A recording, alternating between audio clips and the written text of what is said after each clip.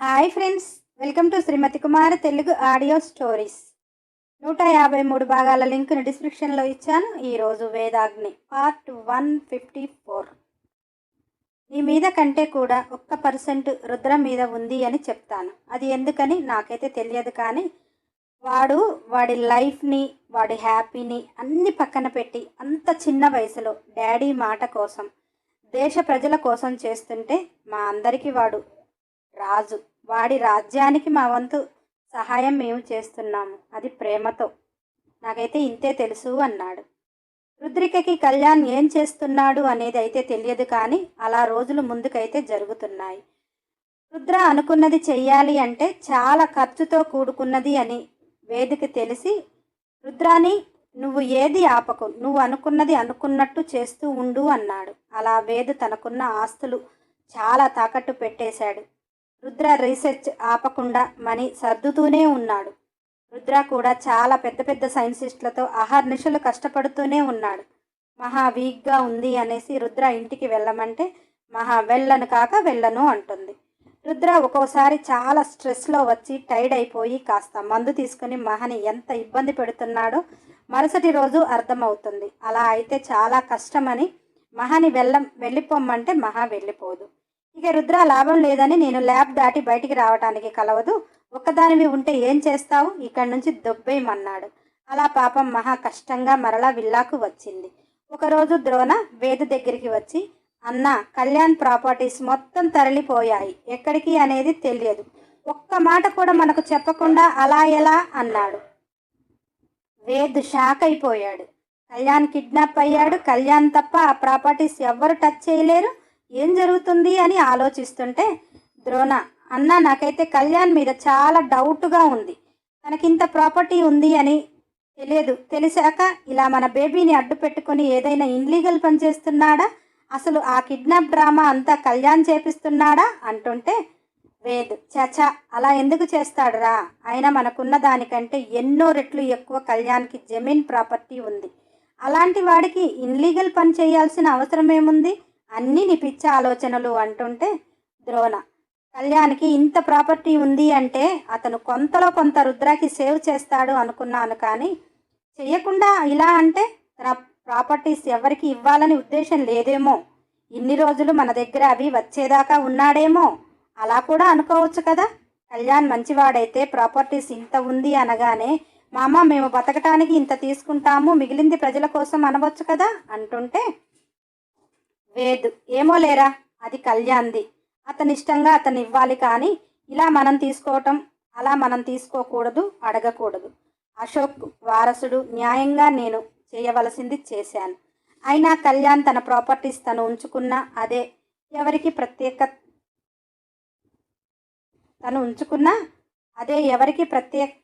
కదా,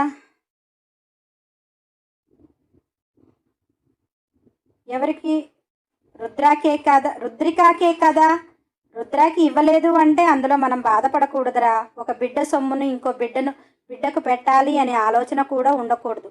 ఏదేమైనా కానీ అసలు వీళ్ళని ఎందుకు కిడ్నాప్ చేశారు అనేది తెలిస్తే అంతా ఒక క్లారిటీకి వస్తుంది, నువ్వు అన్నీ లేనిపోని ఆలోచనలు అంటూ వేదు కన్ఫ్యూజన్లో ఉండిపోయాడు. అలా కళ్యాణ్ ఒక షిప్ లోడుకు సిద్ధమైంది, అది వాళ్ళ దగ్గర నుంచి కొనేసి దాన్ని వేద్ కంపెనీకి షిఫ్ట్ చేయటానికి డాన్గా వేద్కు ఫోన్ చేశాడు. వేద్ లిఫ్ట్ చేశాక కళ్యాణ్ డాన్లా, hello boss, how are you అన్నాడు. వేద్, ముందు వాళ్ళని ఎందుకు కిడ్నాప్ చేశావు చెప్పు అనగానే కళ్యాణ్, మీ దగ్గర ఉన్న ఒక పోర్టుకి ఒక షిప్ వస్తుంది, పలానా నెంబర్, మీరు పలానా దేశం నుంచి పలానా ముడి సరుకు కొంటారు కదా, అది సేమ్ అలాంటిదే, కానీ మీరు ఆర్డర్ ఇవ్వకుండానే మేము పంపిస్తున్నాము, దీనికి బిల్లులు మొత్తం ఆ షిప్ని మీరు చేరుకునే వరకు మీ ఫ్రెండ్ బన్వర్లాల్ సెట్ చేసి ఇస్తాడు అనగానే వేద్, వాట్, నేను దొంగ సరుకును కొనాలా, నేను అలా కొనను అంటుంటే కళ్యాణ్, బాస్, కొనాలి అంతే, అయినా మీకేం దొబ్బుడవుతుంది, ఎప్పుడు లీగల్గా వెళ్తాను అంటే కలవదు, అయినా ఎవడో దేశంలో వాడు మాలిపోతుంటే వాడే పట్టుకోలేకపోతుంటే మనకెందుకు, మనం కొన్నామా, మనకు అవసరమైతే వాడుకున్నామా, మన దేశ సంపద ఎటు పోవటం లేదు, మనకు వచ్చింది నష్టం లేదు, మీరు ఇలా చేయటం వల్ల ఒక్కసారి బాగా ఆలోచించండి, వేరే దేశాల నుంచి సరుకు మన దేశంలోకి తక్కువ ధరకి దిగుమతి అవుతుంది. ఆల్రెడీ మీరు కొంటున్న వేరే దేశాల సరుకుని అక్కడ బిల్ రూపంలో సరుకు ఇస్తుంటారు. ఇక్కడ సరుకు మన దగ్గరికి నుంచి వస్తుంది. బిల్ పర్సంటేజ్కి అక్కడి నుంచి పంపిస్తారు. బిల్లులు పక్కాగా ఉంటాయి కదా. అందులో మీ ఫ్రెండ్ బన్వర్లాల్ అంటే అన్నాడు వేద్. వాణ్ణి కూడా కొనేసావా అన్నాడు కళ్యాణ్. బాస్, మనం ఎవరిని కొన్నామా అన్నది కాదు, మన దేశ సంపద పెరుగుతుందా లేదా, మన ప్రజలకు మేలు చేస్తున్నామా లేదా, అలా ఆలోచిస్తే మనకు అవసరం ఉన్న చోట ప్రతి మనిషిని మన గ్రిప్లో పెట్టుకోవాలి బాస్. ఆ షిప్ మీరు ఒరిజినల్గా కొంటే ఇంత మనీ పే చేస్తారు కదా. నాకు అంత మనీ అవసరం లేదు, అందులో సగం మీరు ఎప్పుడిచ్చినా కానీ తీసుకుంటా. ఆ సెటిల్మెంట్స్ అన్నీ ఒక 1 year తర్వాత చూసుకుందాం. అప్పటి వరకు నీ బేటీని నీ అల్లుణ్ణి నా దగ్గరే ఉంటారు. కాబట్టి ఆ నమ్మకంతో మీరు రూపాయలు పెట్టకపోయినా పంపిస్తున్నాను. వాళ్ళని ఎందుకు కిడ్నాప్ చేశాను అనేది ఒక 6 నెలల్లో చెప్తా, మీరేం కంగారు పడకండి అంటూ ఫోన్ పెట్టేశాడు. ద్రోణ, అన్న అదేంటి, ఆ షిప్ మనం అన్లోడ్ చేసుకుంటే మనకే చాలా లాభం ఉంటుంది, మనకు బెనిఫిట్ చేయటానికి మన పిల్లల్ని కిడ్నాప్ చేయటం ఏంటన్నా అన్నాడు వేదు. ఆ డాన్ డోంగ్రియో ఈ స్మగ్లింగ్ సరుకు కోసం కాదురా, ఇంకా ఏదో ఉంది. ఏమోలే, ఏదేమైతే పిల్లలైతే సేఫ్గా ఉన్నారు. ఇప్పుడు మనకున్న కష్టకాలంలో అది మనకు దొంగ సరుకు అని తెలుసు, కానీ బిల్లులైతే మనకు ఉన్నాయి కదా, అవి చూసుకో నువ్వు అన్నాడు. ద్రోణ, నాకేమీ అర్థం కావటం లేదన్నా అంటూ భుజాలు ఎగరేసుకుంటూ వెళ్ళిపోయాడు. ఆ షిప్ వచ్చాక బన్వర్లాల్ దానికి తగిన బిల్లు మొత్తం ఇచ్చాడు. అవి మొత్తం కంపెనీకి తరలిపోయాయి. వేద్ బన్వర్లాల్తో, నీకు డాన్ డోంగ్రియో తెలుసా అన్నాడు. బన్వర్లాల్, తెలీదు, కానీ ఎందుకో అతను మన ఇండియా వాడిలా అనిపిస్తుంది, మనకే లాభం కదా అన్నట్టు నేను కూడా తనకి ఫేవర్గా ఉంటున్నా. మరొక విషయం ఏమిటంటే నువ్వు గోల్డ్ మైనింగ్ ఒకటి స్టార్ట్ చేస్తున్నావు అన్నాడు వేద్. What, gold మైనింగా? అసలు గోల్డ్ ఎక్కడుంది మనకు దగ్గరగా అన్నాడు బన్వర్లాల్. మనకి పోర్ట్ ఏరియాలో ఉంది అని దాన్ని వెలికి తీస్తాము అని గవర్నమెంట్ దగ్గర లైసెన్స్ తీసుకొని మైనింగ్ ఒకటి ఓపెన్ చేస్తాము. అక్కడ మామూలుగా పురావస్తు శాఖ వాళ్ళు కూడా గత పరిశోధనలో ఉంది అన్నారు, కాబట్టి మనకు ఆ ఛాన్స్ ఉంటుంది. నువ్వు అక్కడ వెలికి తీసేది భూమిలో నుంచి కాదు, షిప్లో నుంచి వస్తుంది. నువ్వు మైనింగ్లో నుంచి వచ్చినట్టు క్రియేట్ చేసి నీకు ఆ మైనింగ్ నుంచి ఇన్ని టన్నులు అని ప్రభుత్వానికి చూపించి వాటికి కట్టే ట్యాక్స్ కడతావు, నీ బిజినెస్ నువ్వు చేస్తావు అంటుంటే వేద్, మైనింగ్ అంటే మాటలా? ఆ దొంగ సరుకుని నమ్మి మైనింగ్ తీస్తే పెద్ద హోల్ పడుతుంది, నీకేమైనా పిచ్చా అన్నాడు బన్వర్లాల్. ఇగో లైసెన్సు, భూమి డాక్యుమెంట్స్, నువ్వు అక్కడికి వెళ్ళకపోయినా అక్కడ మైనింగ్ అయితే ఓపెన్ అవుతుంది. అంటే కాస్త ఆ మైనింగ్ నీ పేరుతో ఉంది కాబట్టి బాగుంటుంది, నువ్వు లేకపోయినా అక్కడ నడుస్తూనే ఉంటుంది అంటుంటే వేద్, అసలు నన్ను ఏం చేద్దాము అనుకుంటున్నారు అన్నాడు బన్వర్లాల్. అరే, నీ సొమ్మేదో పెట్టి నువ్వేదో చేస్తున్నట్టు చేస్తున్నావు, నీకెందుకు చెప్పింది చేయరాదు? నీకు గోల్డ్ మైనింగ్ దొంగ సరుకు కొనటానికి కాదు. నీ బేటీని నీ అల్లుడిని కిడ్నాప్ చేశారంటే డాన్ డోంగ్రియో నీ అల్లుడి దగ్గర వేరే ఏదో ఇన్ఫర్మేషన్ ఉండి ఉంటుంది. ఆ ఇన్ఫర్మేషన్ లాగటానికి కిడ్నాప్ చేసి నీకేదో ఫేవర్ చేస్తున్నట్టు బిల్డప్ ఇస్తున్నాడు ఆ డాన్ డోంగ్రియో అంటుంటే వేద్, కళ్యాణ్ దగ్గర వేరే ఇన్ఫర్మేషన్ ఏముంటుంది? కళ్యాణ్ ఫ్రెండ్ ఆర్కియాలజిస్ట్ డిపార్ట్మెంట్లో ఉన్నాడు, అప్పుడు అతని కిడ్నాప్ అని కూడా అన్నారు. తన దగ్గర ఏదో చాలా ఇన్ఫర్మేషన్ ఉంది అన్నారు, అంటే అవన్నీ కళ్యాణ్కి తెలుసా అని అంటుంటే బన్వర్లాల్, తెలుసు అనుకుంటా, అందుకే కదా కళ్యాణ్ని కూడా కిడ్నాప్ చేసింది. అయినా మనమంతా నీతి న్యాయం అంటాంరా, అందుకే మనం దగ్గర ఎంత ఇన్ఫర్మేషన్ ఉన్నా కానీ వినియోగించుకోలేము. ఆ డాన్ డోంగ్రియోని చూస్తుంటే నాకైతే చాలా మంచిగా అనిపిస్తుంది. దొంగ సొమ్ము కొనేసి మన ఇండియాకి అమ్మేస్తున్నాడు తక్కువ ధరకి. ఇక ఆర్కియాలజిస్ట్ డిపార్ట్మెంట్లో ఇన్ఫర్మేషన్ ఏముంటుంది? భూగర్భ నిధులు, జల నిధులు. వాడు అవి కూడా దొబ్బేసి నీతో ఆ బిజినెస్ ఏమో ఒక్క దెబ్బకి 2 పిట్టలు అన్నట్టు అల్లుణ్ణి ఇటు మామని ఇద్దరిని పనికొస్తారు, అందుకే ఈ మైనింగ్ నీ పేరుతో అన్నాడు. వేద ఆశ్చర్యపోతూ, అంటే భూగర్భంలోను జలగర్భంలోను నిధిని కనుగొన్నారు అంటావా అన్నాడు బన్వర్లాల్. నాకు మాత్రం ఏం తెలుసురా, అప్పుడప్పుడు నీకెలా ఫోన్ వస్తుందో అప్పుడప్పుడు నాకు అలాగే ఫోన్ వస్తుంది, మనకి మంచే జరుగుతుంది కదా అని నేను సైలెంట్గా చేస్తున్నాను. మనమైతే కాంటాక్ట్ అవ్వలేము, వాళ్ళు మాట్లాడినప్పుడు మాట్లాడటమే. సరే, ఆ మైనింగ్ పనిలో ఉండు అంటూ వెళ్ళిపోయాడు. ఒక స్మగ్లర్ చాలా ఇంటెలిజెంట్ సముద్రం అడుగు భాగానికి కూడా వెళ్ళి శోధించి సాధించి వచ్చేశాడు. అలా అతను కళ్యాణ్ చెప్పినది చూసి వచ్చి కళ్యాణ్ని చూడగానే సాష్టాంగ నమస్కారం చేసి సార్, ఇప్పటి వరకు ఏ పురావస్తు శాఖకు తెలియని ఆ న్యూస్ మీకెలా తెలిసింది? దాని పక్కనే ఉన్న ద్వారకా గురించి ప్రపంచమంతా తెలుసు, కానీ మీరు చెప్పిన ప్లేస్ లేకపోవటానికి కారణాలు చాలా ఉండవచ్చు, కానీ అంత సూక్ష్మంగా అది కనిపెట్టింది ఎవరో, కానీ వాళ్ళకి నేనైతే నా పాదాభివందనం చేస్తున్నాను. దాని గురించి మీరు నాకు చెప్పినందుకు మీకు సాష్టాంగ నమస్కారం. మీరు చెప్పిన పని చేయటానికి మీరిచ్చిన డీల్కి నేను మాత్రం ఫిదా అయిపోయాను. అందుకే నా బోటు రెడ్ సర్కిల్ అవతల ఉంది. మీరు పర్మిషన్ ఇస్తే నాకు కావలసిన సామాగ్రి వస్తుంది, మా టీం వస్తుంది అన్నాడు. కళ్యాణ్ ఆ స్మగ్లర్కి ఇచ్చిన డీల్ ఏంటంటే, ఇప్పుడు కళ్యాణ్ ఉన్నది ఒకప్పుడు ద్వారకా మునిగిపోయిన ప్లేస్. కళ్యాణ్ ఫ్రెండ్ ఆర్కియాలజిస్ట్ డిపార్ట్మెంట్లో వర్క్ చేస్తాడు. ద్వారకా గురించి తెలియని చరిత్ర అంటూ ఏమీ లేదు. కృష్ణుడు బ్రహ్మకు చెప్తే ఒక్క రోజులో నిర్మించి ఇచ్చాడు అంటారు. కానీ ద్వారకా మునిగిపోయేటప్పుడు అందులో విలువైన సంపద ఏమైంది అని అందుకు అన్వేషణలు మొదలుపెట్టారు.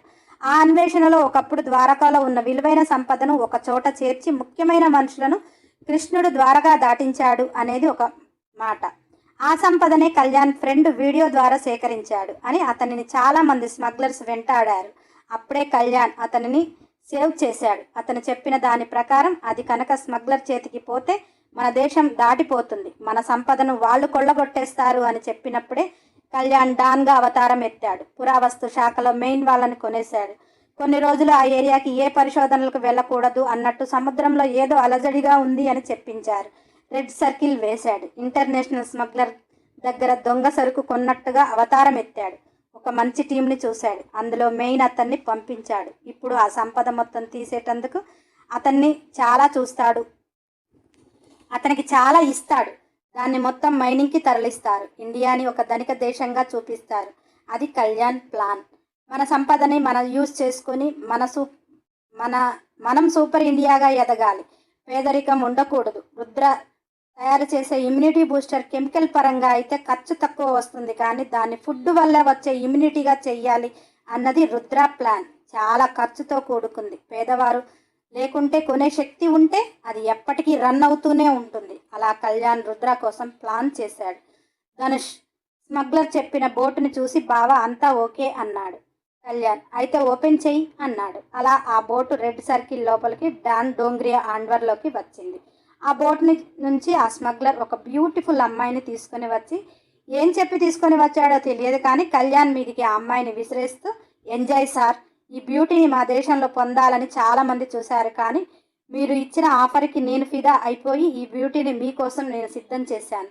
నా అభిమానాన్ని కాదనవద్దు అని అంటుంటే ఆ బ్యూటీ ఆ స్మగ్లర్ చెప్పింది మైండ్లో పెట్టుకొని కళ్యాణ్ని చూడగానే ఇక టాప్ టు బాటం ముద్దులతో ముంచేస్తుంది. అది ఎంత స్పీడ్గా అంటే చెప్పటానికి వీలు కానట్టుగా, కళ్యాణ్కి ఊపిరాడనట్టుగా అంత స్పీడ్తో ముద్దులు పెట్టేస్తుంటే ఆమె చెయ్యి జిప్పు మీద కూడా పోయింది. అంతలా ముద్దులు పెడుతుంటేనే కళ్యాణ్కి ఊపిరాడటం లేదు అంటే ఆమె చెయ్యి ఎక్కడికో పోయింది. రుద్రిక షాక్గా అలా చూస్తుంది. ఆమె జిప్పు మీద చెయ్యి పోగానే ఆ చెయ్యిని వెనక్కి విరిచి రుద్రకాళి అయిపోయింది. పిచ్చ కొట్టుడు కొడుతుంది. కళ్యాణ్ రుద్రిక ఆ బ్యూటీని ఎక్కడ చంపేస్తుందో అనేసి ఒక్క చిటిక వేశాడు. ఆల్రెడీ ఆ షిప్లో ఉన్న బ్యూటీస్ అందరూ వచ్చి ఈ బ్యూటీని రుద్రిక నుంచి వేరు చేసి వాళ్ళ భాషలో ఇక్కడ ఎప్పటి నుంచో వెయిట్ చేస్తున్నాం, మాకు కనీసం టచ్ చేసే ఛాన్స్ కూడా రాలేదు, ఎందుకంటే మేము టచ్ చేస్తే మా ఒళ్ళు కూడా ఇలా పగులుతుంది అని మాకు ఫస్ట్లోనే అర్థమైంది. ఇంటర్నేషనల్ డాన్ అంటే చాలా హోప్స్ పెట్టుకొని మేము కూడా వచ్చాము. ఆ డాన్ డోంగ్రియో గారు ఇప్పుడు నిన్ను మడత పెట్టి కొట్టిందే ఆమెకు మాత్రమే సొంతం. వాళ్ళంట చైల్డ్హుడ్ ఫ్రెండ్స్ అంటారు కదా, అలానే వాళ్ళు పుట్టినప్పటి నుంచి లవర్స్ అంట. టీనేజ్ లవ్ కాదు, చైల్డ్హుడ్ లవ్. అలాంటి వాళ్ళ మధ్యలోకి ఎవరు వెళ్ళలేరు అని పాపం ఆమెను బుజ్జగించి తీసుకొని పోయారు. ధనుష్ ఆ స్మగ్లర్తో డాన్ డోంగ్రియో గారికి ప్రియమైన వైఫ్ ఆమె పక్కన ఉండగా ఇలాంటివి చేస్తే ప్రజెంట్ బ్యూటీని కన్నులు పడ్డాయి, కానీ ఇంకోసారి రిపీట్ అయితే నిన్ను చంపేస్తుంది నీ ఇష్టం అంటూ వాళ్ళని తీసుకొని పోయాడు. ఇక మన రుద్రకాళి అవతారం మార్చటం లేదు. డాన్ డోంగ్రియో గజా గజా వణికిపోతున్నాడు. అక్కడ ఎవరూ లేరు కాబట్టి వణికినా బాధ లేదు, కానీ పాపం ఎవరన్నా ఉంటే ఈ డాన్ ఏంటి అనుకుంటారు కదా, అంతలా భయపెట్టేస్తుంది రుద్రిక కళ్యాణ్ చొక్కా పట్టుకొని బరబరా లాక్కొని పోయి వాష్రూమ్లో పడేసి కళ్యాణ్ బట్టలు మొత్తం చించి పారేసి కళ్యాణ్ ఒళ్ళుని చాప కంటే దారుణంగా పొలుసులు తీసి రుద్దినట్టుగా ఒళ్ళంతా రెడ్డిగా అయ్యేదాకా రుద్దేసింది. ఎందుకంటే బ్యూటీ కిస్సులు ఇచ్చింది కదా. ఆ ఇరిటేషన్ కళ్యాణ్కి లేదు కానీ రుద్రికాకుంది. అందుకే కళ్యాణ్ ఒళ్ళు రెడ్డిగా అయ్యేదాకా రుద్ది రుద్ది చేతులు నొప్పిలేసి కళ్యాణ్ బాడీని హెయిర్ని తుడుస్తూ ఇక సుప్రభాతాలు మొదలుపెట్టింది. అది వచ్చి పుచ్చుకు పుచ్చుకు అని ముద్దులు ఇస్తే అలానే నోరప్పలిచ్చి ఉన్నారు కాబట్టే దాని చెయ్యి ప్యాంటు మీదికి వచ్చింది.